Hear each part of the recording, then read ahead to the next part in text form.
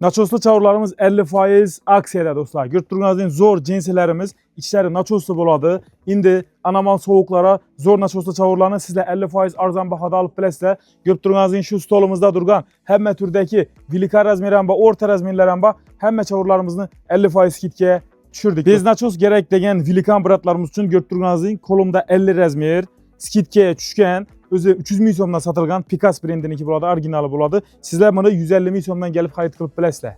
Şu stolumuzda görüp turgan hemme nachoslu, bez nachos çavurlarımız 50% skidkede görüp turganınızın 29 razmirden tartıp 50 razmirden ba, yeni vilika razmirleren ba. Bize birdeki çavurlarımızın yani 500 xil assortimentdeki kışkı çavurlarımızın hemmesini 50% skidkeye düşürdük. Dostlar görüp turganınızın en zor çavurlarını sizler için arzan bahada koyduk. Kolumdaki Xitayının nachoslu çavuru. Bulanın içinde aralarında Türkiye mahsulotları var. Görüp turganınız işleri mexli boladı. Ben özümden bir dana Wrangler brendinden nachoslu cinsini giydim. Bahası 50% skidkeye düşken. Eğer opşi toluk videosunu göremesizler, komentarya plus kaldırıp koysazlar. Mesela toluk bahaları bilen neçik çavurlar düşken skidkeye. Bu çavurlarımızın çesoma düşerdi size. Hemmesini toluk videosunu taşap koyaman. Hazırda Kral Brand'de görüp turganınızın şu stolumuzdaki, fakat şu stolumuzdaki çavurlarımız dostlar. Hemmesi 50% skidkeye gelip benim xarid qilsanızlar bo'ladi. Komentarya plus kaldırın. Mesela toluk videonu taşap koyaman.